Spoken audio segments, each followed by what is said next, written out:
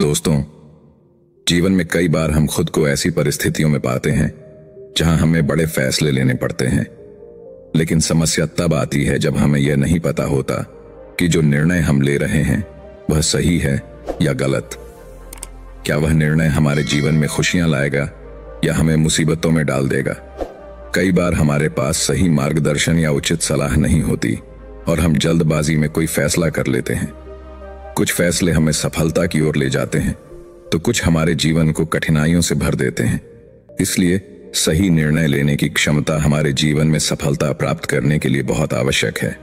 तो चलिए आज की इस ज्ञानवर्धक कहानी के माध्यम से समझते हैं कि जीवन में सही निर्णय कैसे लिए जाएं और इसके लिए कौन से तरीके सबसे उपयुक्त होते हैं। तो चलिए बिना किसी देरी के कहानी शुरू करते हैं। कई वर्षों पहले की बात है। एक छोटे से राज्य में एक महात्मा निवास करते थे जिनकी विद्वता और ज्ञान की चर्चा दूर दूर तक फैली हुई थी। वह महात्मा अत्यंत ज्ञानी थे और लोग अपनी समस्याओं के समाधान हेतु उनके पास दूर दूर से आते थे। जब भी कोई व्यक्ति अपनी कठिनाइयों के साथ उनके पास पहुंचता तो वह बड़े ध्यान से उसकी बात सुनते, उसकी समस्या को समझते और उसमें पूरी तरह लीन हो जाते। इसके बाद कुछ देर के लिए अपनी आंखें बंद करके उस समस्या पर विचार करते और फिर समाधान प्रस्तुत करते। यह देखकर कई लोग सोचते थे कि शायद इस महात्मा के पास कोई चमत्कारी शक्तियां हैं जिससे यह हमारी समस्याओं का हल खोज लेते हैं। एक दिन एक युवक ने महात्मा से सीधे पूछ लिया, क्या आपके पास कोई दिव्य शक्ति है जिसके कारण आप हमारी समस्याओं का समाधान कर पाते हैं। यह सुनकर महात्मा जोर जोर से हंसने लगे, लेकिन उन्होंने युवक के प्रश्न का कोई उत्तर नहीं दिया। कुछ ही दिनों बाद उस राज्य में एक विचित्र घटना घटी। वहां एक वृद्ध महिला रहती थी जो अपने घर में अकेली थी और उसका इस दुनिया में कोई सहारा नहीं था। उसी दौरान 4 मित्र जो एक अन्य नगर में काम करके धन अर्जित कर चुके थे और अपने गांव लौट रहे थे। दोस्तों, यह उस समय की बात है जब यातायात के साधन उपलब्ध नहीं थे, इसलिए वे चारों मित्र पैदल यात्रा कर रहे थे। वे सभी अपनी मेहनत की कमाई को छोटी छोटी पोटलियों में बांधकर अपने साथ ले जा रहे थे। तभी उनमें से एक मित्र बोला, मित्रों, अगर हम अपने धन को अलग अलग रखें तो इसके चोरी होने की संभावना अधिक रहेगी। क्यों ना हम अपना संपूर्ण धन एक ही पोटली में रख दें, जिससे हम सब इस पर नजर भी रख सकें और हमारा धन सुरक्षित भी बना रहे। जब हम अपने नगर पहुंच जाएंगे तब वहां पहुंचकर हम अपना अपना हिस्सा आपस में बांट लेंगे। उन तीनों मित्रों ने इस सुझाव को सही मानते हुए सहमति व्यक्त की और सभी ने मिलकर अपना धन एक ही पोटली में रख दिया। इसके बाद वे चारों मित्र अपने नगर की ओर आगे बढ़ने लगे। यात्रा करते करते काफी समय बीत गया और अब रात का अंधेरा घिरने लगा था। कुछ दूर जाने पर उन्हें रास्ते में एक घर दिखाई दिया जहां एक वृद्ध महिला निवास करती थी। रात हो चुकी थी और चारों मित्रों को रुकने के लिए किसी सुरक्षित स्थान की आवश्यकता थी।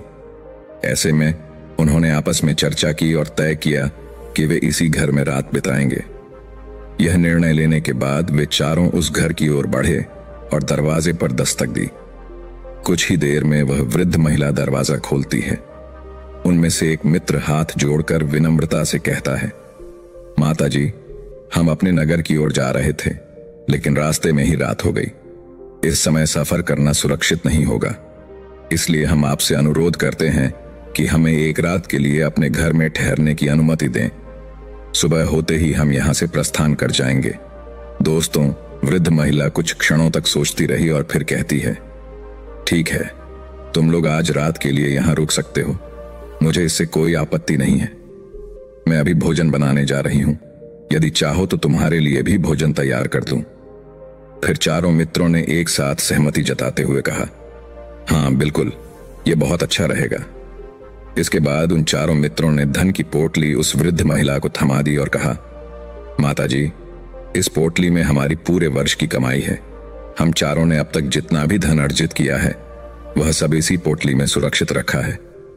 अब हम इसे आपको सौंप रहे हैं क्योंकि हमें लगता है कि यह हम चारों के पास रहने की अपेक्षा आपके पास अधिक सुरक्षित रहेगा। इसके बाद उन चारों में से एक मित्र आगे कहता है, हम आपसे सिर्फ इतनी विनती करना चाहते हैं कि यदि हम चारों में से कोई अकेला इसे लेने आए तो कृपया इसे मत देना। जब तक हम चारों एक साथ आकर इसे न मांगे तब तक ये पोटली किसी को भी न सौंपिए।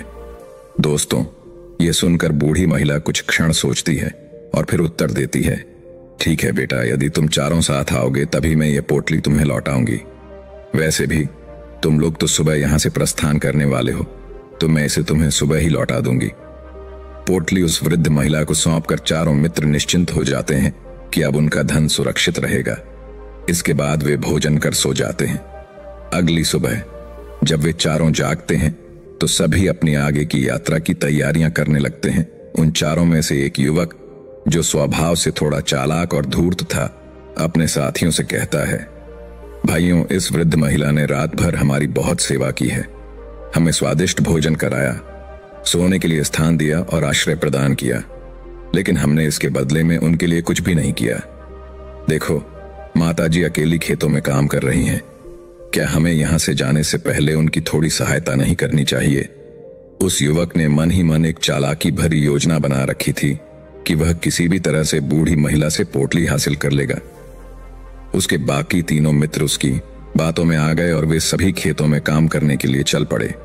जब वे खेत में काम कर रहे थे तभी वह धूर्त युवक अपने साथियों से कहता है, मित्रों, मुझे बहुत प्यास लग रही है, मैं माताजी से पानी मांग कर लाता हूं। चूंकि बाकी मित्र भी काफी थक चुके थे और उन्हें भी प्यास लगी थी, उन्होंने उसे जाने की अनुमति दे दी। जैसे ही वह युवक बूढ़ी महिला के पास पहुंचा, उसने कहा, माताजी, अब हम अपनी यात्रा पर निकल रहे हैं, कृपया हमें हमारी धन की पोटली लौटा दें। यह सुनकर वृद्ध महिला ने उत्तर दिया, नहीं बेटा, जब तक तुम चारों एक साथ नहीं आओगे तब तक मैं यह पोटली किसी को भी नहीं सौंपूंगी। यही तो तुम लोगों ने स्वयं कहा था। यह सुनकर वह युवक चालाकी से अपने मित्रों की ओर इशारा करते हुए कहता है, माताजी, देखिए, वे तीनों खेत में काम कर रहे हैं। मैंने उनसे आज्ञा ली है और वे सहमत हैं कि मैं पोटली ले जाऊं। उधर खेत में काम कर रहे तीनों मित्रों को लगा कि उनका मित्र पानी लाने के लिए अनुमति मांग रहा है, इसलिए उन्होंने उसे इशारे से ठीक है कह दिया। यह देखकर बूढ़ी महिला को विश्वास हो गया कि वे चारों अब यहां से प्रस्थान कर रहे हैं और अपनी पोटली मांग रहे हैं, इसलिए उसने वह पोटली लाकर उस धूर्त युवक के हाथों में सौंप दी। पोटली पाकर वह युवक वहां से तेजी से निकल गया, जबकि बाकी तीनों मित्र खेत में काम में व्यस्त रहे। कुछ समय बाद जब वे तीनों खेत का काम समाप्त करके लौटे तो उन्होंने वृद्ध महिला से पूछा, माताजी, हमारा मित्र जो पानी लेने आया था वह कहां गया? यह सुनकर वृद्ध महिला चौंक गई और बोली, क्या वह केवल पानी पीने आया था? लेकिन उसने तो मुझसे कहा था कि तुम चारों यहां से जा रहे हो और अपनी पोटली मांग रहे हो। यह सुनकर तीनों मित्र आश्चर्यचकित रह गए और बोले, माताजी, हमने कब पोटली मांगी थी? हमें तो सिर्फ प्यास लगी थी और हमने पानी के लिए इशारा किया था। यह सुनकर वृद्ध महिला दुखी होकर बोली, लेकिन अब तो वह युवक पोटली लेकर जा चुका है। तभी वह तीनों मित्र सिर पकड़कर रोने लगते हैं और कहते हैं, माताजी, उस पोटली में हमारा पूरा जीवन भर की कमाई थी, जिसे वह अकेला लेकर भाग गया। हमने तो आपसे स्पष्ट रूप से कहा था कि जब तक हम चारों एक साथ ना आए तब तक आपको वह पोटली किसी को नहीं सौंपनी है। फिर आपने ऐसा क्यों किया? यह आपकी ही गलती है। हमने आपको अपने धन की सुरक्षा के लिए चुना था और आपने उसे ऐसे व्यक्ति को सौंप दिया जिसने हमारी गाढ़ी कमाई लूट ली। हम इसे बर्दाश्त नहीं करेंगे। हम राजा के पास जाएंगे और न्याय की गुहार लगाएंगे। अब इस विषय का निर्णय राजा ही करेंगे। दोस्तों, तीनों युवक गुस्से में भरकर राज दरबार पहुंच जाते हैं और अपनी पूरी आपबीती राजा को सुना देते हैं। राजा उन तीनों की बात ध्यानपूर्वक सुनने के बाद तुरंत ही उस बूढ़ी औरत को दरबार में बुलाने का आदेश देता है। राजा के आदेश पर सैनिक तत्काल उस वृद्धा को राज दरबार में पेश करते हैं। राजा सबके सामने उस बूढ़ी औरत को दोषी ठहराते हुए कहते हैं, तुम्हें वह पोटली किसी एक व्यक्ति को नहीं सौंपनी चाहिए थी, जब उन चारों ने तुम्हें पहले ही स्पष्ट रूप से निर्देश दिया था कि जब तक वे चारों एक साथ ना आए तब तक धन किसी को नहीं दिया जाए। फिर भी तुमने उसे अकेले ही दे दिया। यह तुम्हारी लापरवाही है और तुम्हें इसका दंड भुगतना होगा। तुम्हें इस धन की भरपाई करनी होगी। राजा की यह बात सुनते ही बूढ़ी औरत फूट फूट कर रोने लगती है और राजा से विनती करती है, हे राजन, मैं तो एक असहाय और बुजुर्ग महिला हूं। मेरे पास इतना धन नहीं है जिससे मैं इन युवकों का धन लौटा सकूं। मेरा तो कोई कमाने वाला भी नहीं है। मुझ पर कृपा करें राजन, मैं क्या करूं? मैं कहां से इतना धन लाऊं? लेकिन राजा उसकी एक नहीं सुनते। बूढ़ी औरत निराश होकर रोती हुई अपने घर की ओर लौटती है। वह सोचने लगती है, आखिर इतना धन मैं कहां से लाऊं? कैसे इन युवकों का धन लौटाऊं? मेरे पास कुछ भी नहीं है। यदि मैंने धन नहीं लौटाया तो राजा मुझे दंड देगा, लेकिन गलती भी तो मेरी ही है। जब उन चारों ने पहले ही कह दिया था कि जब तक वे चारों एक साथ ना आए तब तक पोटली किसी को नहीं देनी, फिर भी मैंने उसे केवल एक व्यक्ति को सौंप दी। यह मेरी भूल थी। रोते रोते वह इन्हीं विचारों में डूबी जा रही थी। तभी रास्ते में उसकी भेंट एक महात्मा से हो जाती है। वे नगर में अपने बुद्धिमत्ता और न्यायप्रियता के लिए प्रसिद्ध थे और किसी भी समस्या का समाधान सरलता से कर देते थे। महात्मा जी बूढ़ी औरत को रोते हुए देखकर पूछते हैं, बेटी क्या हुआ? तुम इतनी व्याकुल क्यों हो? इस पर बूढ़ी औरत अपने आंसू पोंछते हुए कहती है, हे महात्मा जी, मेरी भूल के कारण ही आज मैं इस संकट में फंस गई हूं। उन चारों ने तो पहले ही मुझसे कहा था कि जब तक वे चारों एक साथ ना आए तब तक वह पोटली मुझे किसी को नहीं सौंपनी थी। लेकिन मेरी समझ पर जैसे पर्दा पड़ गया था, जो मैंने वह पोटली केवल एक व्यक्ति को दे दी और वह व्यक्ति सारा धन लेकर वहां से फरार हो गया। अब मुझे यह नहीं समझ आ रहा कि मैं वह पूरा धन कहां से लाऊं, कैसे इसकी भरपाई करूं। मेरे पास इतना धन नहीं है और राजा ने तो पहले ही आदेश दे दिया है कि मुझे हर हाल में वह धन लौटाना होगा। लेकिन मैं असमंजस में हूं कि इतना सारा धन आखिर कैसे जुटाऊं। तभी वह महात्मा उस बूढ़ी औरत को सांत्वना देते हुए कहते हैं, शांत हो जाओ बेटी, मैं अवश्य कोई न कोई उपाय खोज निकालूंगा। इतना कहकर महात्मा वहीं बैठ जाते हैं और गहरे ध्यान में लीन हो जाते हैं। कुछ देर तक आंखें बंद कर विचार करते हैं, मौन धारण कर समस्या का समाधान खोजने का प्रयास करते हैं। फिर वे धीरे से आंखें खोलकर बूढ़ी औरत से कहते हैं, बेटी, राजा ने जो निर्णय लिया है वह न्याय संगत नहीं है। तुमने जो किया उसमें तुम्हारी कोई गलती नहीं है। राजा का यह फैसला अनुचित है। महात्मा के ये वचन सुनकर बूढ़ी औरत चौंक जाती है। वह सोचने लगती है कि आखिर राजा का निर्णय गलत कैसे हो सकता है। राजा तो सदैव न्याय का ही पालन करते हैं और कभी किसी के साथ अन्याय नहीं करते। फिर आज उनका फैसला अनुचित कैसे कहा जा सकता है? इस वार्तालाप को आसपास खड़े लोग भी ध्यानपूर्वक सुन रहे थे। वे भी सोचने लगे कि राजा का निर्णय गलत कैसे हो सकता है। सबको लग रहा था कि राजा ने बिल्कुल सही फैसला लिया है, क्योंकि गलती तो बूढ़ी औरत की ही थी। उसने चारों का धन केवल एक व्यक्ति को सौंप दिया था। ऐसे में उसे तो धन लौटाना ही चाहिए। राजा ने गलत फैसला लिया है, ये बात स्वीकार करना कठिन था। तभी महात्मा बूढ़ी औरत से कहते हैं, जाओ और राज दरबार में जाकर कहो कि हे राजन, आपका निर्णय गलत है। सही और गलत का निर्णय मैं करूंगा। पहले तो बूढ़ी औरत में इतनी हिम्मत नहीं थी कि वह दरबार में जाकर राजा के समक्ष यह कह सके कि उनका निर्णय उचित नहीं है। लेकिन कुछ देर सोचने के बाद उसने साहस बटोरी और राज दरबार की ओर बढ़ चली। जब वह दरबार में पहुंची तो कांपती आवाज में राजा से बोली, हे राजन, आपने जो निर्णय लिया है वह उचित नहीं है। इतना कहकर उसने राजा को सारी घटना सच सच बता दी। दोस्तों, उस बूढ़ी औरत की बातें सुनकर राजा अत्यंत क्रोधित हो गया। उसने गुस्से में कहा, कौन है वह महात्मा जिसने मेरे निर्णय को गलत ठहराया है? क्या उन्हें यह नहीं लगता कि मैंने न्यायोचित फैसला लिया है? मैं प्रतिदिन न जाने कितने निर्णय लेता हूं, अनगिनत मामलों में फैसले सुनाता हूं, लेकिन आज तक किसी ने यह कहने का साहस नहीं किया कि मेरा फैसला गलत है। यदि उन महात्मा ने मुझसे बेहतर और न्यायपूर्ण निर्णय नहीं सुनाया तो मैं उन्हें मृत्यु दंड दे दूंगा। राजा ने अपने सैनिकों को तुरंत आदेश दिया, जाओ और उन महात्मा को राज दरबार में उपस्थित करो। राजा की आज्ञा पाते ही सैनिक शीघ्र ही महात्मा को बुलाने के लिए निकल पड़े। कुछ ही समय बाद वे महात्मा को साथ लेकर राज दरबार में लौटे। राज दरबार में भारी भीड़ उपस्थित थी। सभी की उत्सुकता चरम पर थी कि आखिर वह महात्मा क्या निर्णय सुनाने वाले हैं। जैसे ही महात्मा दरबार में पहुंचे, राजा ने गंभीर स्वर में कहा, महाराज, आपको ऐसा क्यों प्रतीत होता है कि मैंने जो निर्णय लिया है वह अनुचित है? इस बूढ़ी औरत ने स्वयं यह वचन दिया था कि वह पोटली केवल तभी सौंपेगी जब चारों व्यक्ति एक साथ आएंगे। फिर इसने अपना वचन क्यों तोड़ा? इसने केवल एक व्यक्ति को पोटली क्यों सौंप दी, जिसके कारण वह ठग सारा धन लेकर भाग गया? तो क्या इसमें इसकी कोई गलती नहीं है? क्या इसे उन लोगों का धन वापस नहीं लौटाना चाहिए? इस पर महात्मा ने बड़ी ही शांति और विनम्रता के साथ उत्तर दिया, हे राजन, यह आपका निर्णय है, लेकिन मैं आपसे एक बात कहना चाहता हूं। राजा ने कुछ क्षण विचार किया और फिर कहा, ठीक है, कहिए, आप क्या कहना चाहते हैं?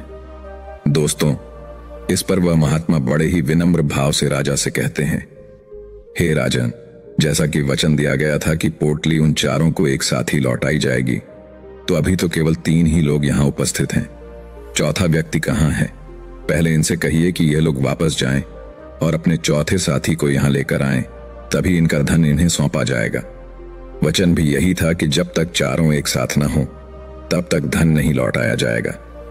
यदि यह बूढ़ी औरत इन तीनों को धन सौंप देती है तो यह अपने वचन को तोड़ देगी और यह उचित नहीं होगा। इसलिए यदि आप चाहते हैं कि इनका धन इन्हें मिल जाए तो पहले इनसे कहिए कि यह अपने चौथे मित्र को यहां लेकर आएं। दोस्तों, राज दरबार में उपस्थित सभी लोग यह सुनकर अत्यंत प्रसन्न हुए। सभी ने महात्मा की बुद्धिमत्ता की प्रशंसा की। राजा भी इस निर्णय से पूर्णतः सहमत हुआ। उसने तुरंत ही महात्मा के समक्ष सिर झुका लिया और हाथ जोड़कर कहा, हे महाराज, आपका यह निर्णय इतना निष्पक्ष और उचित कैसे हो सकता है? यह विचार मेरे मन में क्यों नहीं आया? मैंने इस दृष्टिकोण से क्यों नहीं सोचा? तभी वह महात्मा राजा से कहते हैं, हे राजन, आपके पास अनेकों कार्य होते हैं। आप दिन भर विभिन्न मामलों में व्यस्त रहते हैं और आपको कई बार शीघ्र निर्णय लेने पड़ते हैं। आपने इस मामले को सुना और समझा, परंतु इसमें गहराई से विचार करने में चूक कर गए। आपने इसे केवल सतही रूप से देखा, जबकि इसकी जड़ तक जाने का प्रयास ही नहीं किया। यदि आपने इस विषय की गहराई में जाकर विचार किया होता तो आप भी इसी निष्कर्ष पर पहुंचते। जब तक हम किसी समस्या की जड़ तक नहीं जाते तब तक उसका सही समाधान नहीं निकल सकता। परंतु अधिकतर लोग जल्दबाजी में निर्णय ले लेते हैं, चाहे वह विषय कितना भी गंभीर क्यों न हो। हमें बस अपना हक चाहिए, अपना महत्व चाहिए, भले ही वह निर्णय भविष्य में हमारे लिए हानिकारक क्यों न हो। परंतु हम उस मामले की गहराई तक जाने का प्रयास तक नहीं करते। यह सुनकर राजा महात्मा से पूछते हैं, हे महाराज, क्या आपके पास कोई दिव्य शक्तियां हैं? क्या आपके पास कोई ऐसी चमत्कारी शक्ति है जिससे आप प्रश्न पूछते हैं और आपको तुरंत सही उत्तर मिल जाता है? इसी कारण आप हमेशा सटीक और न्याय संगत निर्णय ले पाते हैं। राजा की यह बात सुनकर महात्मा मुस्कुरा उठते हैं और कहते हैं, हे राजन, यह प्रश्न मुझसे पहले भी कई लोगों ने किया है, लेकिन मैंने कभी किसी को कोई उत्तर नहीं दिया। परंतु आप इस राज्य के शासक हैं, इसलिए आज मैं आपके इस प्रश्न का उत्तर देने के लिए तैयार हूं। यहां उपस्थित कई लोगों को ऐसा लगता है कि मेरे पास कोई रहस्यमयी शक्ति है जिससे मैं बात कर सकता हूं, जिससे मैं किसी भी समस्या का हल प्राप्त कर सकूं। लेकिन मैं आप सभी को एक सच्चाई बताना चाहता हूं, मेरे पास किसी प्रकार की कोई चमत्कारी शक्ति नहीं है। मैं तो केवल हर विषय की गहराई में जाकर चिंतन करता हूं, उस पर मनन करता हूं, और जब मैं किसी विषय पर सोचता हूं तो मेरे सामने अनेक समाधान उभर कर आते हैं। फिर मैं उन सभी संभावित समाधानों पर भी गहराई से विचार करता हूं, उनका विश्लेषण करता हूं।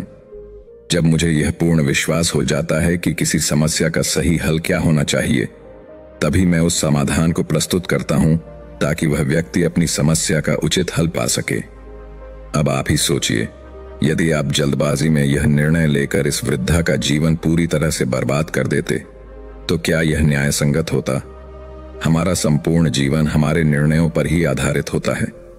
यदि हम सही निर्णय लेते हैं तो हमारा जीवन सुखमय बन सकता है, परंतु यदि निर्णय गलत सिद्ध हुआ तो जीवन नरक से भी अधिक दुखदायी हो सकता है। इसलिए यदि आप उचित और न्याय संगत निर्णय लेना चाहते हैं तो आपको मौन रहना सीखना होगा, धैर्यपूर्वक विचार करना सीखना होगा, क्योंकि हमारे निर्णय ही हमारे भविष्य की दिशा तय करते हैं, हमारी आगे की यात्रा को निर्धारित करते हैं। फिर चाहे निर्णय छोटा हो या बड़ा, वही हमारे जीवन की दशा और दिशा को प्रभावित करता है। इसलिए सबसे पहले हमें सही निर्णय लेने की कला सीखनी होगी और उसके लिए मौन धारण करना आवश्यक है। जब हम किसी भी विषय पर ध्यानपूर्वक विचार करते हैं तो हमारे समक्ष उसी समस्या के अनेकों समाधान उभर कर आते हैं और जब हम उन समाधानों पर गहन चिंतन करते हैं तो हमें समझ में आने लगता है कि किस निर्णय से क्या लाभ और क्या हानि हो सकती है। जब तक हम सही तरीके से विचार नहीं करेंगे तब तक किसी समाधान की उपयुक्तता का निर्णय भी नहीं ले सकते। यह सब तभी संभव होगा जब हम अनावश्यक बोलना कम कर दें। मौन का अर्थ केवल चुप रहना नहीं है, बल्कि आंतरिक रूप से शांति स्थापित करना है। जब व्यक्ति भीतर से शांत होने लगता है तो उसका मन स्पष्ट होता जाता है। तब वह किसी भी विषय पर सहजता से गहराई में जाकर विचार कर सकता है। और जब आंतरिक शांति स्थापित होने लगती है तो बाहरी रूप से भी अनावश्यक बोलने की आदत स्वतः ही समाप्त हो जाती है। धीरे धीरे जब व्यक्ति कम बोलने का अभ्यास करने लगता है तो उसके विचार अधिक स्पष्ट और गहन होने लगते हैं, और यही स्पष्टता उसे जीवन में सही निर्णय लेने की शक्ति प्रदान करती है।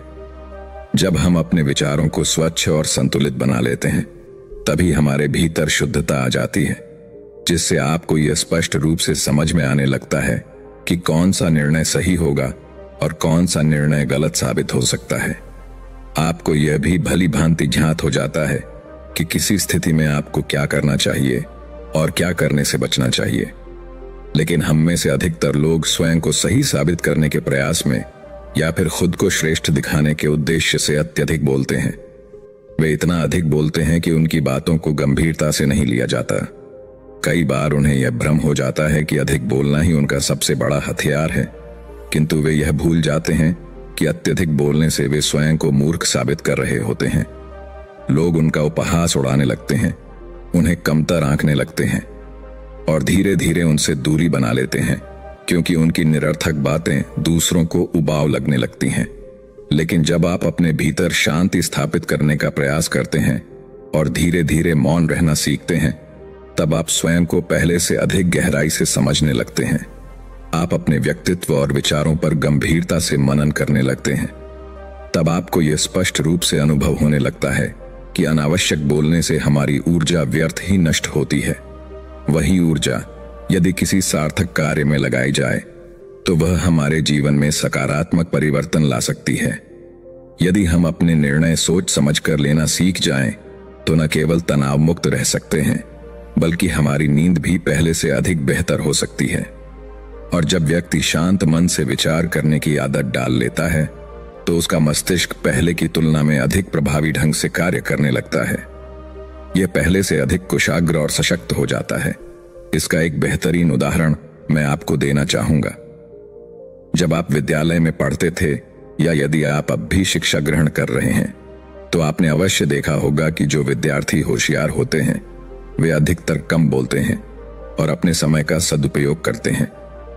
वे अधिकतर समय शांत रहते हैं और पढ़ाई में गहराई से ध्यान लगाते हैं। इसी कारण वे बहुत जल्दी सीखते और समझते हैं। वहीं दूसरी ओर जो विद्यार्थी अत्यधिक बोलते हैं, वे यदि 24 घंटे भी पढ़ाई करें तब भी वे उतनी कुशलता से विषय वस्तु को याद नहीं रख पाते जितना कि शांत और एकाग्रचित्त विद्यार्थी कर लेते हैं। महान आचार्य चाणक्य ने भी कहा है कि जो व्यक्ति यह भली भांति समझ लेता है कि उसे कब, कहां और कितना बोलना चाहिए, उसे सफल होने से कोई नहीं रोक सकता। आप इतिहास में भी देख सकते हैं, आज तक जितने भी महान और सफल लोग हुए हैं, उनकी एक विशेषता यह थी कि वे बहुत कम बोलते थे और अपने लक्ष्य पर पूरा ध्यान केंद्रित करते थे। वे अपने समय और ऊर्जा को व्यर्थ की बातों में खर्च नहीं करते थे, बल्कि उसे अपने उद्देश्य की प्राप्ति में लगाते थे। इसलिए आपको भी इस आदत को अपनाना चाहिए। और कम बोलने का तात्पर्य यह नहीं कि आप केवल ऊपर से चुप रहें, बल्कि भीतर से भी मौन हो। जब आप भीतर से शांत रहना सीख जाते हैं तब आपका मन अधिक स्पष्ट हो जाता है और आप किसी भी विषय पर गहराई से विचार कर सकते हैं। यदि आप नियमित रूप से इस आदत का अभ्यास करने लगें तो केवल कुछ ही दिनों में इसके चमत्कारी परिणाम आपको साफ नजर आने लगेंगे। इस पूरी चर्चा से हमें यह सीख मिलती है कि जीवन में सफलता और शांति प्राप्त करने के लिए मौन रहना एक महत्वपूर्ण गुण है। अत्यधिक बोलना न केवल हमारी ऊर्जा को नष्ट करता है, बल्कि हमारी गंभीरता को भी कम कर देता है। जब हम अधिक बोलते हैं तो लोग हमारी बातों को हल्के में लेने लगते हैं और धीरे धीरे हमारा प्रभाव कम होने लगता है। इसके विपरीत जो व्यक्ति कम बोलता है वह अधिक प्रभावी बनता है, क्योंकि उसके शब्दों में गंभीरता होती है। दोस्तों, महान व्यक्तित्वों को देखकर भी हम यह समझ सकते हैं कि उनकी सफलता का एक बड़ा कारण उनकी विचारशीलता और धैर्य होता है। वे अपने शब्दों का चयन सोच समझ कर करते हैं और व्यर्थ की बातों में अपनी ऊर्जा नष्ट नहीं करते। इसीलिए यदि हम भी अपने जीवन में सफलता प्राप्त करना चाहते हैं तो हमें यह सीखना होगा कि कब, कहां और कितना बोलना चाहिए। इसके अतिरिक्त मौन रहने से हमारा मस्तिष्क अधिक शक्तिशाली बनता है और हमारी निर्णय लेने की क्षमता बढ़ती है। जब हम किसी विषय पर गहराई से विचार करते हैं तो हम